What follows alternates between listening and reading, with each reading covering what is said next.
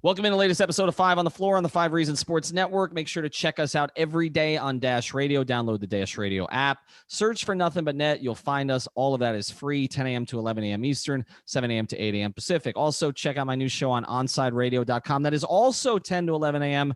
We cover more South Florida sports there. We use only 5 Reasons guests, so that's another place to find me at least, and some of us here on the 5 Reasons Sports Network. And check out 5reasonsports.com. That is our free website, no paywall. We're credentialed to all the South Florida teams. We cover all the South Florida teams, and we have more contributors covering the South Florida teams than anybody else. Also, check out the great sponsors of the 5 Reasons Sports Network, and that includes our friends over at Biscayne Bay Brewing. This is the official beer of the 5 Reasons Sports Network. Also, of Inter Miami and of the Miami Marlins. Check out the Tropical Bay IPA. I've got that one here, the Marlins Lager as well. And when you go to a store, ask for it, okay? Or you go to a restaurant, a lot of them here in South Florida are just starting to stock it. So make sure you ask for Biscayne Bay Brewing. Check out the website at biscaynebaybrew.com. You'll, again, find there where you can find it, which Publixes, and all of that. This is, like I said, the beer we're drinking at 5 Reasons Sports. And now, today's episode. 1, 2, 3, 4, 5 on the floor. Welcome to 5 on the Floor, a daily show on the Miami Heat and the NBA featuring Ethan Skolnick with Alphonse Sidney, Alex Toledo, and Greg Sylvander. Part of the 5 Reasons Sports Network. All right, Ethan Skolnick back on 5 on the Floor. Check out the other episodes. In this series, we're breaking down 5 of the themes from the Pat Riley presser. In addition, we did an episode, Greg Sylvander and I, and Greg's going to be joining me here along with Alex Toledo. We did an episode about Riley's comments related to the Lakers, which were totally taken out of context. And Greg, I can just say briefly here, we were right. It got all the way up to Skip Bayless today. So that's exactly as we projected it. Exactly as we projected. All the clowns had their say in misconstruing that quote. And somehow Shannon Sharp on the Clutch payroll managed to turn it into an anti-LeBron thing, which is something else that you and I predicted. But let's get to today's episode. Pat Riley, Alex Toledo, and I, Alex is on with us as well. We spoke in the last episode about who's untouchable among the young players. But Pat also spoke about the veterans, particularly the free agents. And there were a few comments I want to get to. I'm going to read here 4 tweets that I tweeted out on the day of the press conference, which Alex was on with me. He said, Pat Riley says, quote, it would be nice to know what the salary cap numbers are, quote, in a tidy little binder, end quote. But because of the pandemic and the delay, quote, the NBA and the Players Association are going to try to get that together. And then I said, but he says he knows priorities are to take care of current guys. Then he said a little bit later, he mentioned Goran Dragic specifically as a player that they want to take care of. And of course, he's a free agent. Then he also said, Meyers Leonard is the most enthusiastic player he's ever been around, quote, and he's a hell of a player. And then additionally, he said, we mentioned this on a previous pod, that Derrick Jones Jr., who also applies on this pod because he's a young player, but also a free agent, was squeezed out this season by Andre Iguodala and Jay Crowder. Quote, I feel bad for Derrick. He says they will speak on a contract. He didn't really speak about Jay Crowder specifically, but of course, he's the 4th core free agent. Solomon Hill's a free agent as well. Let's start here with you, Greg. Mentioning Goran Dragic specifically, pulling him out from the rest. Is there any scenario you see where Goran Dragic is not with the Heat next season? And if he is with the Heat next season, how does that affect everything else they can do? I mean, I don't see any scenario where he wouldn't be back, because I think this is a perfect route for them to essentially offer him the 1-year balloon payment above market value just for the 1 season. And that will essentially mean that they're operating as an above the cap team, and they'll, take care of him this year, much like they did Dwayne for the 1 season. And then you hope that, they can work out maybe something more long-term once they get the flexibility for 2021. You and I were going over some of the numbers here, right? Give me again. We don't know what the cap's going to be specifically. Yeah, it's so true. It could be between 5 and 15 million below projections or what it was. Again, based on how they smooth it, based on what the actual revenue figures are, based on how long the season's going to be, coming up. But you and I were going over numbers. where is the sweet spot for a 1-year deal for him where they can still do some other things? That 1 year, $20 million mark, $22 million at the most. I mean, essentially they're working with the luxury tax line, and that'll be anywhere between 132 million and 139 million. And they just don't know yet. So essentially they're working with somewhere between 55 million to avoid the luxury tax and pay all these guys. So Goran would be one. So you would hope they could get him for somewhere in the neighborhood of 20 to 22 million. 20 to 22 million, Alex. Do you do it?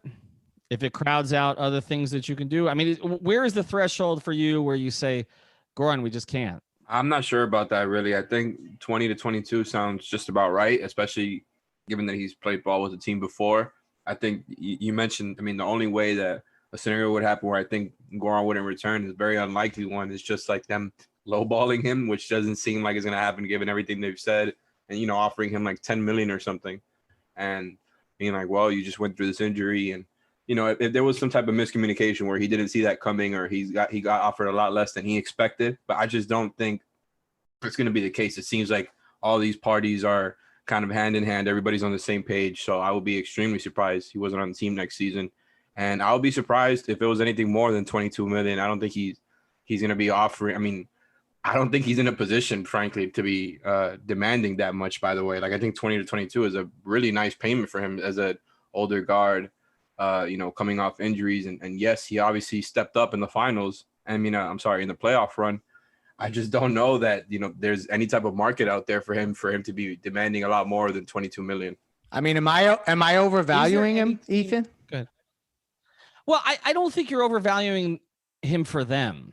Right. Yeah. I mean, that's going to be my next question. Like, I don't think you're usually you're competing against a market, right? Okay. So I go back to the Dwayne Wade situation. And if you remember, Dwayne was trying to create a market for himself, and there really wasn't one. Like, that's the thing that doesn't really get talked about in either 15 or 16. In 16, there really wasn't a market. The only two places that were really stepping up, and I was with this every minute of that process. Okay. And I was, you know, contacting agents, executives, and obviously I was speaking to Dwayne, people with the Heat.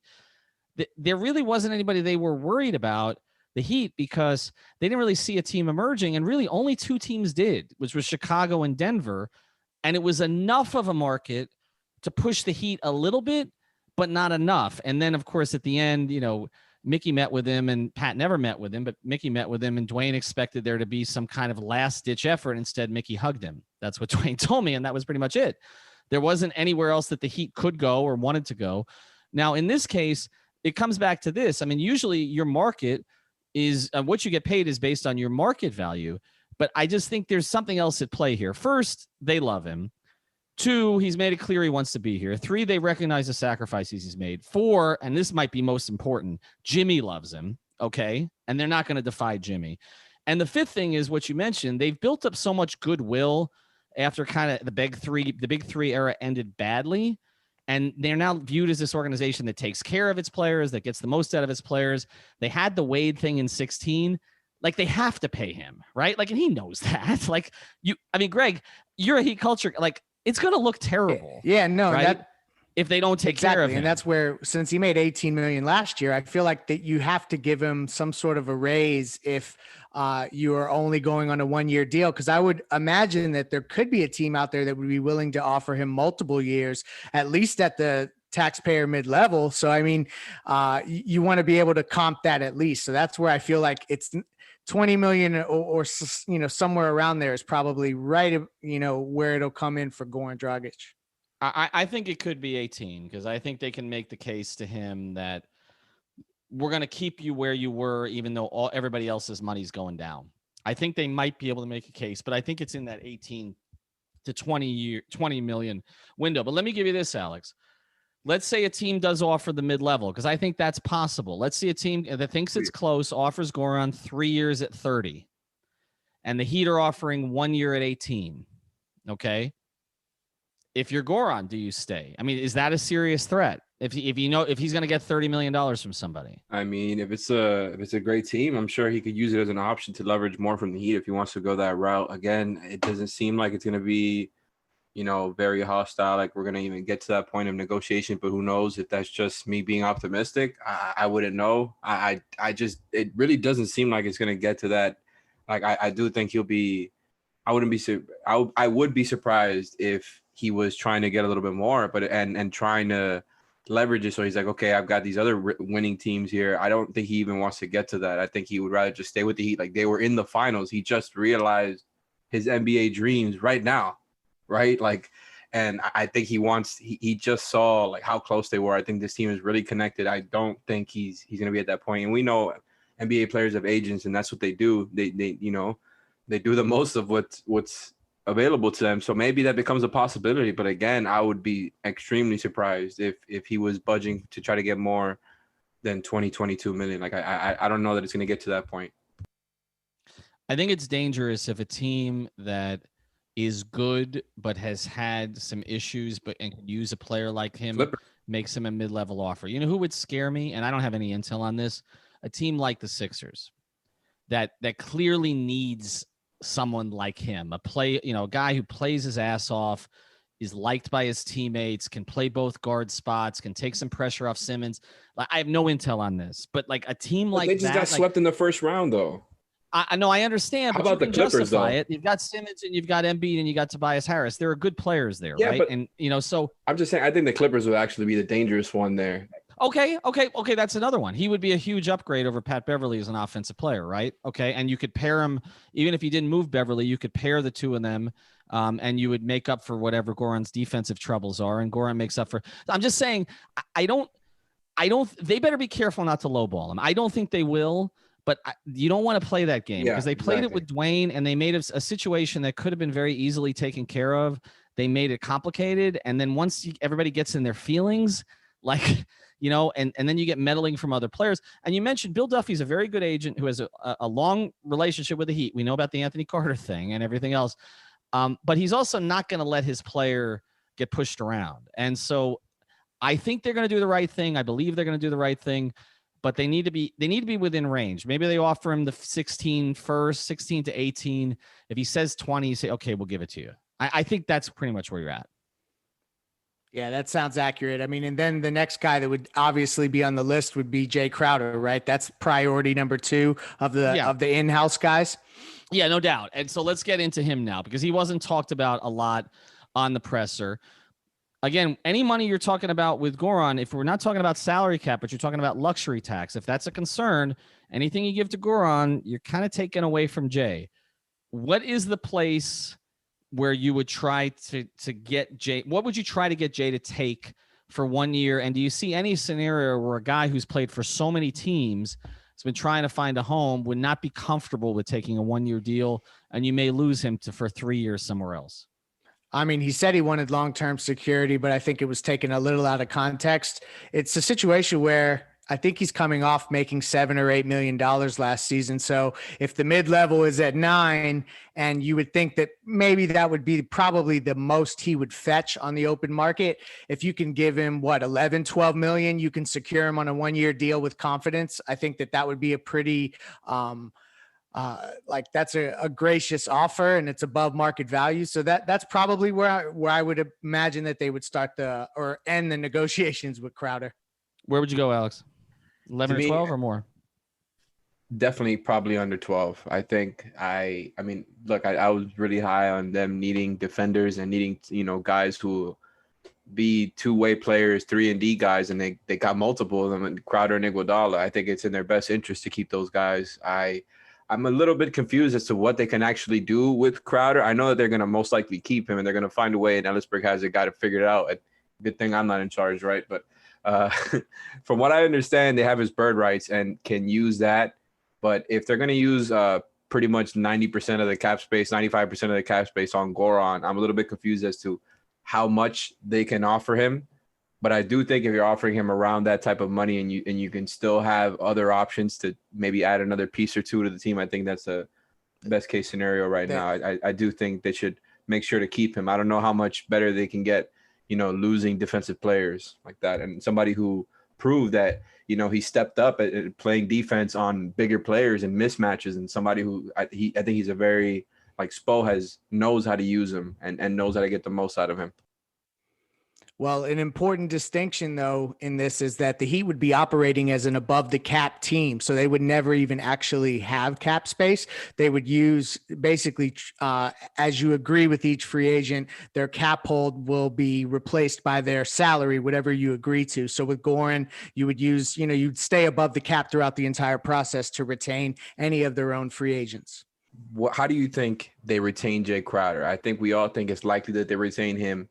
But what are the avenues that they can retain him while not using the exception? Well, listen, I'm not Andy Ellisberg or Albert Nama. You're the closest thing we've got. But yeah, right. Essentially, they would be operating as an above the cap team. So they would never essentially have cap space. And they would be working with Jay Crowder's cap hold. But the minute that they agree to a new deal, his cap hold would be replaced by whatever the year one salary. And in this case, it would be a 1-year deal. So whatever that salary would be is what he would be on the books for. So they're trying to stay away from that luxury tax number. So that's why when we're adding up all of these different salaries, you're trying to just stay away from that $139 million mark. And with Crowder, that's where I feel like it'll be above the mid-level, where they can kind of start the bidding at around 11 million. And we're going to get to the other guys here in a second, because when we start talking about that kind of money for Dragic and Crowder, you're talking about 31 million. Again, whether it's salary cap or whether you're going over the cap, it still counts toward the luxury tax. And so that's a decision that Arison's going to need to make. Before we do, you got a decision to make. If you have a car accident, you got to slip and fall. If you're hurt as a result of someone else's negligence, the decision you need to make is to give the attorneys at Seltzer Mayberg a call. They're available 24/7 at onecalllegal.com. That's ONE calllegal.com, or you can call 1-855-5000-LAW, 1-855-5000-LAW, with a centralized office located right off 95 in Miami. We're going to start working out of that office again. We're in that same building as well. They're ready to take on your case, whether it's in South Florida or anywhere else in the state. Again, it's the Seltzer Mayberg Law Firm. Reach out to Mendy, to David, to Cassandra, to Eric, to everybody down there. Give them a call. Tell them that 5 Reasons sent you. You'll get the best possible work on a traffic ticket. Trust me. Had a couple of them. They've had them tossed out. They can do the same thing for you. So reach out to them at onecalllegal.com. All right, let's get to the next guy. I mean, I thought that it was interesting that Pat Riley, while putting Meyers Leonard in the context of being one of the best teammates, one of the most enthusiastic people he's been around, made sure to say he's a pretty damn good player too. Now, he wasn't the same player in the bubble that he was prior to the bubble. You kind of know what he can do at his best and what he can't do. We've done a whole episode of Floor's Yours on the other bigs that are out there. Greg, give me a scenario where Meyers Leonard returns. I think it's a pretty likely one. Like, the more you crunch the numbers, it seems like they're going to have the opportunity to bring back most guys. And it's just with the continuity of the team and him kind of buying into his role, no matter whether it's as a starter or off the bench, he was productive in stretches. And I think that essentially, like, somewhere north of the veterans minimum is probably what you'll need to keep him. I mean, I don't see a huge market for Meyers Leonard, particularly coming off that playoff run. So I think it's pretty likely because, at least that you can count on him in stretches, and he knows the, expectations and the team. So it just makes sense to keep him around. Alex, would you bring him back as a third or fourth big? Yeah. I think for everything Leif just said, I mean, I don't think he's going to be expensive at all. I think he's going to be somebody that you can keep, and they're going to be creative in being able to keep these guys. Like Leif said, like, I think with him and with a couple of other guys that I guess I'm not going to name if we're going to get to them, but I do think it's going to be a thing where it's like, if another team that's a winning situation offers him a bigger role than maybe one he could expect from Miami, then maybe, they would leave. But I think, or obviously if one of these young bad teams with cap space and he wants to take that direction, it doesn't seem like he wants to do that. I just think it's like, as long as he's okay with really not knowing if he's even going to be in the rotation at all, then as long as he's cool with that, then sure, bring him back. Like, I think he's somebody that you can throw into the starting lineup, and I think he's a really good fit next to Bam when you're talking about just a shooting big who does the baseline for you on defense. Like, you saw, again, like, that starting lineup with Meyers Leonard was good all year on both sides of the floor. It wasn't perfect by any means, but they got along just fine with him and Kendrick Nunn, who are guys who are defensively limited. And I think it's questionable whether he is good for the team when he's not playing alongside Bam, who really covers up his mistakes on defense.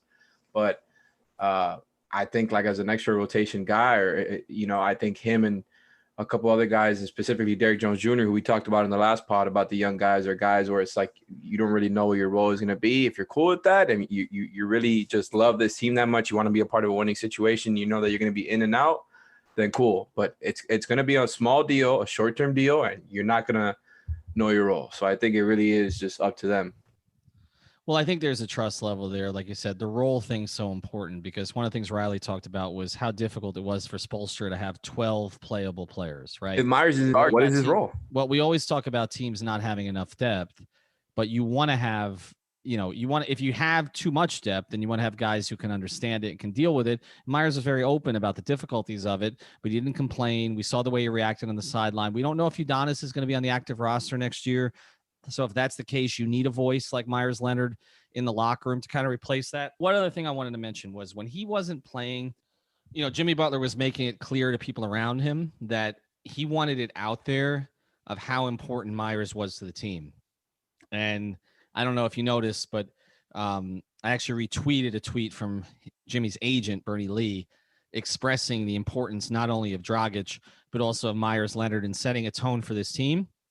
And I keep saying, don't overlook the players that Jimmy wants around, okay? He's going to have a big say in that. And so that doesn't mean Meyers is going to get $10 million a year, but it does mean I think he's going to get an offer. I think he's going to get an offer and then a decision. All right, last one we're going to get to because we did DJJ on the other pod, so check that out. Solomon Hill. Do you offer him the veteran minimum? Do you offer him more? What's his value, Greg? I guess like you don't know until you see how the roster shakes out with whatever non-taxpayer mid-level signing they could potentially make. I know that Barry Jackson reported that they may be even, open-minded to offering a multi-year deal at that.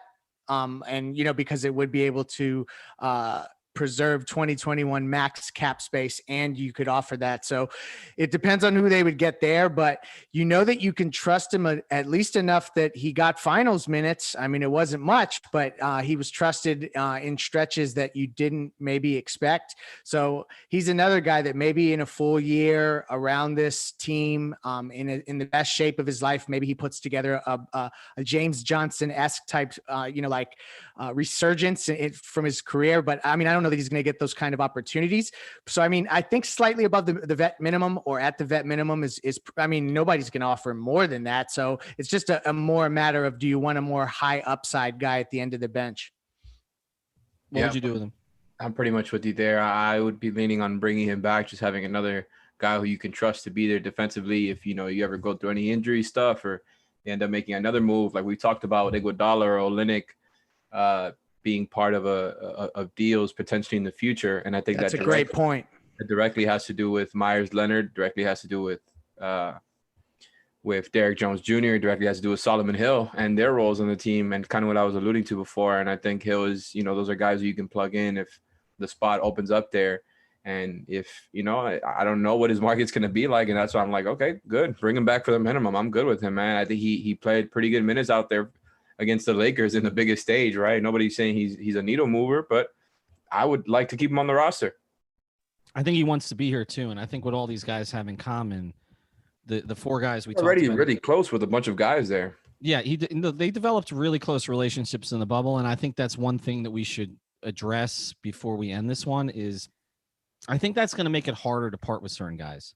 As much as Riley wants to push forward to the next thing, and he will, he's got to be careful. And I think he will be careful with the chemistry of this team. And I think he's got to consult the leaders of this team, who's integral, who's important behind the scenes, who's doing the things that maybe we weren't seeing. And I just think they had such a good group. They caught lightning in a bottle, and then they made the trades. And instead of making things worse, which sometimes trades do in the midseason, and on the floor, it looked worse for a little while. But Andre and Jay made such big contributions, and clearing Dion out of the situation, and, you know, Justice being unhappy at the end. When you develop a mix like that, like, you got to be careful when you tinker. And Riley has recognized that it's team building. That's what he does. And sometimes you have a mix that not everybody gets along and you still win. He won a championship in 06 with that kind of mix. You know, the big three teams sometimes had some jealousies among veterans, other things like that.